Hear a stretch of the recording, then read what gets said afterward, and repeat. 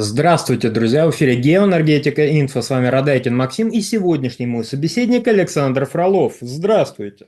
Здравствуйте, здравствуйте. ОПЕК Плюс все-таки решил продавить рынок нефти. ОПЕК Плюс решил увеличить добычу и обрушить цены на нефть, чтобы приговорить американскую сланцевую нефть и газ. Александр, что за заговор происходит? Трамп же обещал обратное. Почему нет? Трамп обещал низкие цены своим избирателям. Ну, несколько цитат сначала приведу, а потом от этих цитат будем отталкиваться и пытаться разобраться, что творится, куда все бегут, выпучив глаза. Так вот, для начала. По мнению аналитиков Restart Energy, ОПЕК плюс только что сбросила бомбу на нефтяной рынок. Этим шагом Саудовская Аравия стремится наказать за несоблюдение, особенно со стороны Казахстана, ну, несоблюдение, тут такой текст, за несоблюдение тех объемов сокращения добычи, которые позволяли себе отдельные страны. Тут такая вот мысль. Значит, особенно со стороны Казахстана, вот Казахстан собираются наказать, а также снискать расположение президента Трампа, стремящегося к снижению цен на нефть. Ну, кто вам сказал, что Трамп стремится к снижению цен на нефть, я не знаю. Наверное, вам Трамп сказал. Ну, а этот же человек, он всегда говорит правду. Этот же человек не построил довольно скандальную биографию на противоречивых заявлениях, ну, неважно. В общем, Трамп честнейший человек, мудрейший, талантливейший, ему, конечно, можно верить. По крайней мере, если вы Restart Energy. Вот. А если вы не Restart Energy, то давайте вот с чего начнем. Давайте начнем вот со следующих данных. Итак, 13,563 миллиона баррелей в сутки. Далее, 13,465 миллиона баррелей в сутки. Ну, то есть, примерно, я думаю, многие уже моментально посчитали, у нас получается примерно 100 тысяч баррелей в сутки разница, да? Я же не ошибся? Итак, 13,563, 13,465. Ну, для совсем дотошных людей 98 тысяч. Округлим 100. Что это? Что это? А это объемы добычи не за первую неделю января в Соединенных Штатах Америки и за последнюю неделю апреля в тех же самых Соединенных Штатах Америки. Да, разумеется, движение не было линейным, то есть не было просто падения постоянного. Были некоторые подъемы, были сокращения. Средние показатели за месяц будут отличаться от этих данных, но это скорее как иллюстрация нам в нефтедобыче Соединенных Штатов. Нефтедобыча Соединенных Штатов какого-то стремительного роста не демонстрирует. Ну, логично, скажет наш постоянный зритель. При таких ценах, там, $60 за баррель Брента, ну вы чего, какой может быть рост? Да, действительно, какой может быть рост, о чем, собственно говоря, президенту Соединенных Штатов прямо сказали нефтяники после личной, так сказать, встречи, где присутствовали и представители крупных нефтяных компаний, где присутствовали представители нефтесервисных предприятий. В общем, после этой встречи прозвучали данные о том, что сейчас в Соединенных Штатах требуется цена $65 за WTI, которая обычно дешевле Брента где-то на $4-5 примерно. А WTI – это североамериканский эталон. И $65. Ну, а 65 – это величина, которая порождается двумя обстоятельствами. Первое называется себестоимость производства, а вторая – банковская, ну, давайте назовем надбавка. То есть первое – это затраты, которые вы несете на то, чтобы извлечь нефть из недр, и вот такую-то сумму вы тратите на устье скважины, чтобы на этом самом, чтобы до поверхности эту самую нефть докачать. Вот тут вы ее получили, для того, чтобы этот баррель получить, вы потратили некую сумму. Примерно 35-40 в среднем. Большая прибыль, при этом вы несете затраты на производство нефти, на извлечение, на добычу нефти.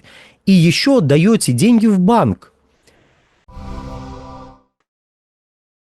Потому что вы в усмерть закредитованная компания, которая, притом, скорее всего, не очень крупная, в усмерть закредитованная компания, которой необходимо ежемесячно отдавать банку, ну, фактически где-то процентов 30 от цены нефти, которую вы получаете. Я, разумеется, округляю, огрубляю, но для понимания того, откуда вот эти 65 берутся, и почему про эти 65 отдельные американские нефтяники начинают очень громко говорить. Потому что для них текущая ситуация на рынке, мягко скажем, не очень благоприятна. $65 за баррель WTI не видели, стабильных $65 за баррель WTI не видели довольно давно. И вот тут мы видим довольно парадоксальную штуку. То есть, с одной стороны, действительно, для простого потребителя в Соединенных Штатах Америки важна цена бензина. Цена бензина в Соединенных Штатах Америки, что не распространяется ни на Россию, ни на другие страны. Это специфика ценообразования в Штатах. Мы сейчас о ней. 50% цены бензина формируется от цены нефти. От цены сырой нефти, которую используют для производства этого самого бензина. Аналогично с дизельным топливом. Данные мы берем с сайта Управления энергетической информацией при Минэнерго Соединенных Штатов Америки. То есть это их выкладки, это не мы подсчитали, не мы придумали, это вот в самой Америке, в Минэнерго фактически такие данные дают. То есть у них есть прямая зависимость долларовой цены нефти и долларовой цены, как это ни удивительно, бензина и дизельного топлива, которую вы наблюдаете на заправках в Соединенных Штатах. Для простого потенциального избирателя, для простого гражданина Соединенных Штатов это действительно значимая величина, потому что потребляется бензина много, как только небольшое увеличение цены идет, это уже начинает больно бить по карману, потому что лучше тратить меньше денег, чем тратить больше. Но корневая проблема-то не в этом. Корневая проблема заключается в падающих экономических показателях. То есть, да, разумеется, если мы посмотрим на такой показатель, как ВВП, он чуть-чуть, но растет. Но если посмотрим на показатели промышленной активности в тех же самых Соединенных Штатах, то мы увидим, что эти показатели демонстрируют падение. Тут некоторые коллеги стали это связывать с недальновидной политикой Трампа, который развязал торговую войну, что вот после начала торговой войны начались спады. Но проблема в том, что было всего 2 месяца роста этих самых производственных показателей.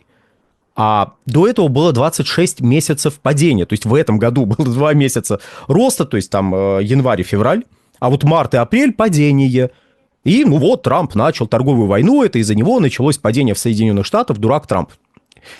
Не про интеллектуальные способности Трампа сейчас речь, а речь про показатели и то, что их нужно все-таки рассматривать хотя бы на рубеже хотя бы года, а лучше лет 5, а лучше 10. Чтобы понять, как этот показатель изменяется не вот на коротком промежутке времени, а на более или менее осмысленном промежутке времени, который позволяет нам хотя бы частично нивелировать какие-нибудь там сезонные показатели, какие-нибудь там внешние факторы. Посмотреть, может, это нормально для апреля. Вот такой показатель. И мы смотрим, что, оказывается, 26 месяцев было падение. Притом это падение было после кратковременного роста, который произошел после пандемии. То есть пандемия, падение всех показателей, кратковременный рост, новое падение, кстати, к вопросу о том, что энергетический кризис, это только в Европе, а Штаты его не заметили, его никто не заметил, чего вы тут про Штаты рассказываете, про всякие там Китай, Японию и прочих рассказываете, ни у кого больше энергетического кризиса не было, только у Европы. Да, действительно, Соединенные Штаты Америки вообще не заметили кризис, поэтому на фоне мирового энергетического кризиса у них началось падение. Знаете, вообще просто не связанные между собой вещи, просто так совпало, видимо, хронологически. То есть проблема Соединенных Штатов как экономики в том, что у них наблюдается падение уже долгосрочное. Началось оно еще до пандемии, но пандемия нанесла довольно сильный удар по экономике Соединенным Штатам, по благосостоянию населения в Соединенных Штатах. Понятно, что мы говорим про средние показатели, мы говорим про показатели, которые относятся к крупнейшим, наибольшим массам населения. Можно выделить отдельные группы лиц, которые ничего не заметили, никаких спадов, у них все хорошо. Рады за этих людей, но вот если посмотреть на средние показатели, там все крайне неблагополучно. И такой показатель, как промышленная активность, является хоть косвенным, но одним из примеров того, почему неблагополучно.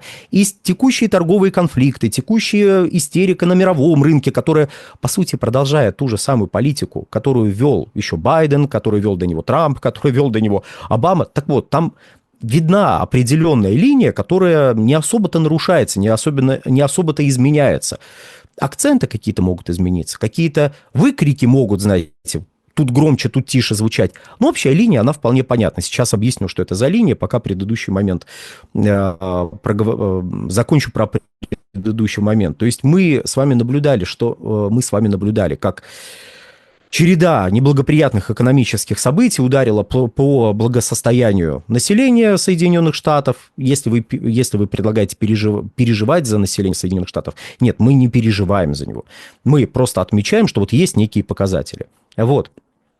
Ударило по экономике, и для исправления ситуации предпринималась масса шагов. И вот теперь про эту генеральную линию. Еще при Обаме возник лозунг о реиндустриализации. Не Трамп это предложил, вот знаете, вчера. Не Трамп предыдущий, который был там с 17 по 20 годы включительно. Нет, это было еще при Обаме в 2009 году, после кризиса. Так совпало почему-то, мирового экономического. Он сказал, ой, знаете, нет, постиндустриальная эра – это прекрасно. Мы за нее. Вообще, вот знаете, нужна экономика знаний, это здорово. Но что-то как-то экономика знаний без собственного промышленного производства, она плохо работает. Поэтому экономика знаний мы не отменяем, постиндустриальную эру не отменяем. Но что-то, знаете, хочется немножко вот этого индустриального духа вот почувствовать в Соединенных Штатах. Поэтому давайте реиндустриализироваться, переносите производство обратно в Штаты. Сейчас 2025 год. С момента, когда эта мысль нехитрая, в общем-то, была высказана, прошло 16 лет. С тех пор Обама об этом говорил, Трамп об этом говорил, Байден об этом говорил. Если кто-то забыл, у Байдена был ряд ключевых таких, даже не законов, а законодательных инициатив, объединенных в общие пакеты, которые были направлены как раз-таки на укрепление позиций американских производителей и на стимулирование переноса производств в Соединенные Штаты. Что, в общем-то, делает Трамп? Он пытается делать то же самое. И какое это отношение имеет вот к ОПЕК, вот этой вот всей ситуации? Это имеет самое прямое отношение. То есть, если мы берем противоречивую позицию если мы берем Соединенные Штаты как некого крупного актора на рынке нефти, то Штаты находятся в противоречивой позиции. С одной стороны, им нужны низкие цены, потому что население, благосостояние его значимо не выросло. Более того, у большой части населения благосостояние снизилось. И один из важных факторов, один из важных товаров, которые потребляют все, и на котором можно было бы сэкономить, он, мягко скажем, иногда дорожает. Это бензин. Бензина там потребляется много. И вот вы можете бросить людям кость. То есть экономьте, вот низкие цены на нефть, вот низкие цены на бензин. Кто сделали? Мы сделали, вот мы молодцы. И с ноября 2023 года Штаты, не Штаты, давайте, крупные западные потребители, как мне представляется, возможно, я заблуждаюсь глубочайшим образом, прошу меня простить, если я заблуждаюсь, но вот мне так представляется, исходя из анализа некой ситуации, в которой мы оказались, они инициировали такую информационную войну против крупных производителей нефти, точнее, против рынка нефти, с тем, чтобы сбивать цены.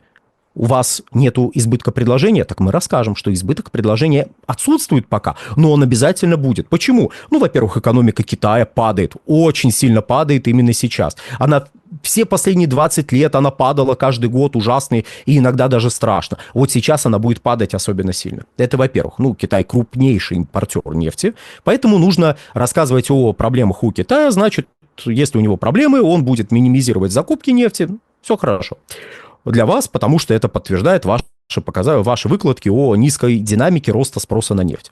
Далее крупные производители за пределами ОПЕК+ будут стремительно наращивать производство. Кто эти производители? В первую очередь, говорит нам Международное энергетическое агентство, абсолютно независимое, никому не относящееся, ни к Штатам, ни к Европе, никому. Абсолютно независимая структура.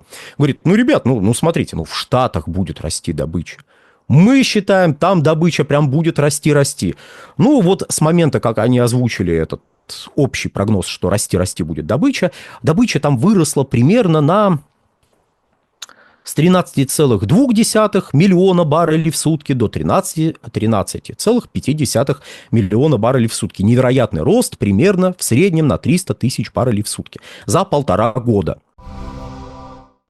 Тут нам предлагают, глядя на вот это все, оценивать теперь информацию, которая идет от ОПЕК+.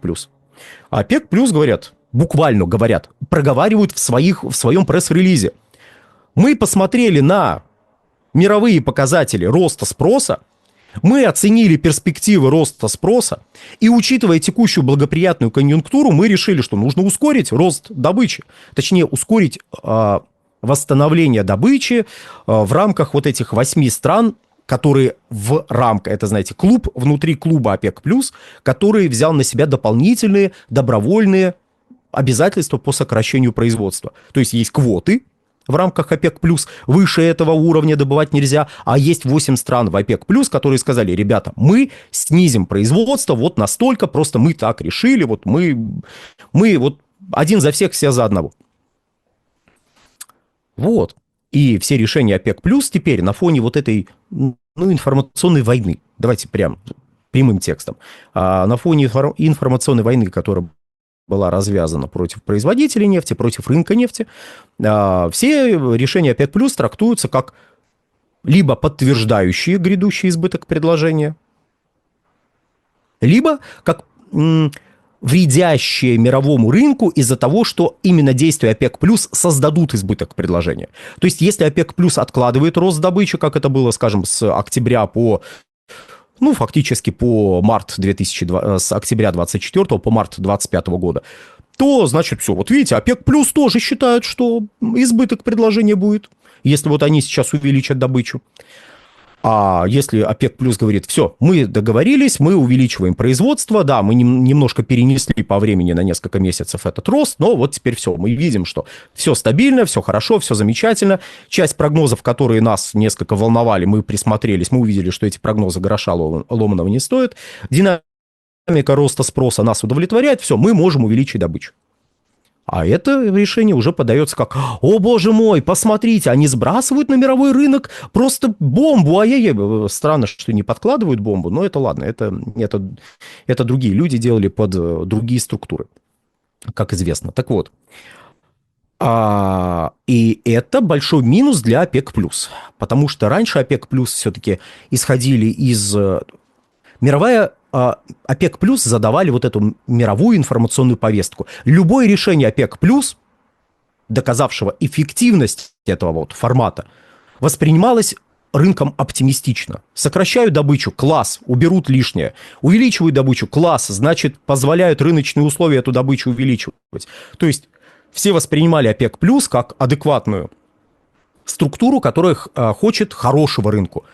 Хочет хорошего, по большому счету, самой себе, потому что это объединение производителей нефти. Если производители нефти будут получать адекватную, что важно, цену, значит, у них все будет хорошо. Вот адекватной ценой, за адекватную цену ОПЕК+ и борются. Но в текущей ситуации любое решение ОПЕК+ воспринимается как, воспринимается против ОПЕК+.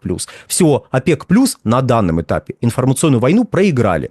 Однако, давайте мы все-таки подойдем, вот, завершая вот всю эту историю про бомбы, которые сбрасывают, и которые, безусловно, адекватные люди все это дело говорят. Так вот, про бомбы и про то, а почему же ОПЕК решили сбросить бомбу сейчас? Что это вообще за желание наказать Казахстан? Как Казахстан будет наказан от того, что увеличится добыча? То есть, смотрите, логика. Казахстан добывает больше, чем должен, чем добровольно взял на себя обязательство добывать. Но если мы все увеличим добычу, то Казахстан как-то особенно будет наказан. Здесь есть какая-то логика, я могу даже предположить, какая именно, но если позволите, есть такой термин «присоединение к бреду». Я вот в данном случае воспринимаю такую логику, как некий вид бреда, и присоединяться к нему, если позволите, не буду. То есть мы решили уронить цены, чтобы наказать одного из участников, а себя мы не накажем, да? Не накажем. Все, хорошо, договорились. И, значит, добиться расположения Трампа. Чтобы что? Чтобы где? Чтобы зачем? Притом, если посмотреть на прогнозы ОПЕК, которые публикуются ежемесячно, скоро будет новый, кстати, то на третий квартал 2025 года ожидается рост среднего показателя спроса на нефть до 105,35 миллиона баррелей в сутки. Это более чем на миллион баррелей больше среднего показателя за второй квартал. С чем это связано? С тем, что северное полушарие входит уже в сезон высокого спроса. И ОПЕК сейчас, принимая решение и глядя на стагнирующую добычу у крупнейшего производителя в мире, каковыми являются Соединенные Штаты, принимает решение увеличить производство ускоренными темпами, чтобы обеспечить вот этот прирост спроса, который они ожидают. Ну, просто есть прогноз, есть табличка, на нее можно посмотреть.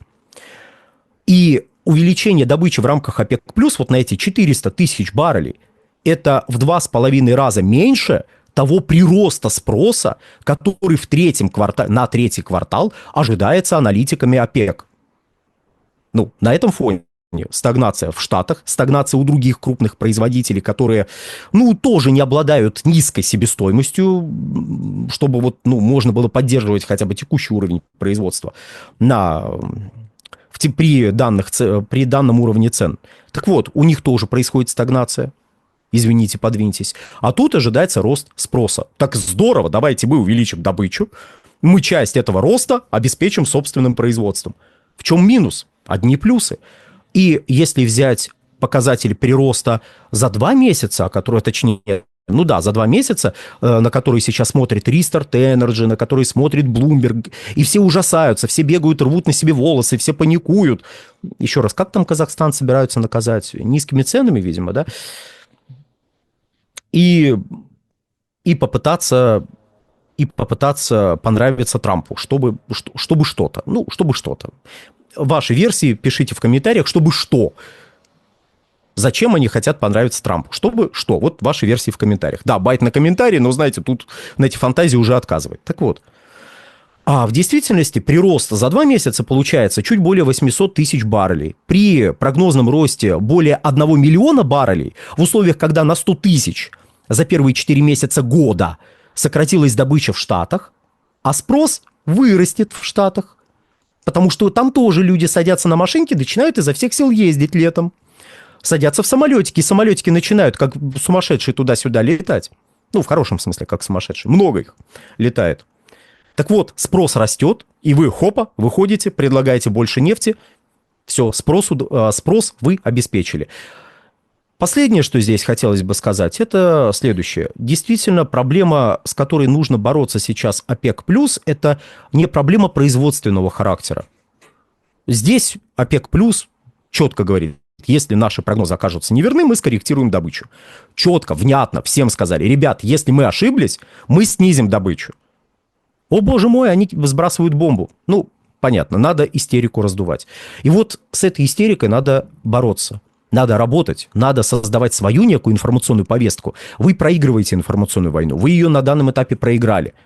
Надо решать эту задачу, потому что ценообразование на нефть складывается из 2 составляющих. Первое – фундаментальные факторы, баланс спроса и предложения, себестоимость, вот это все.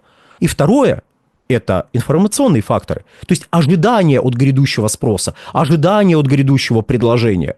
Вот с этой составляющей надо работать. Вы молодцы, что смогли сделать таблички к каждому сообщению, которое публикуете. А теперь, пожалуйста, работайте со СМИ, с мировыми вот этими агентствами чуть более плотно.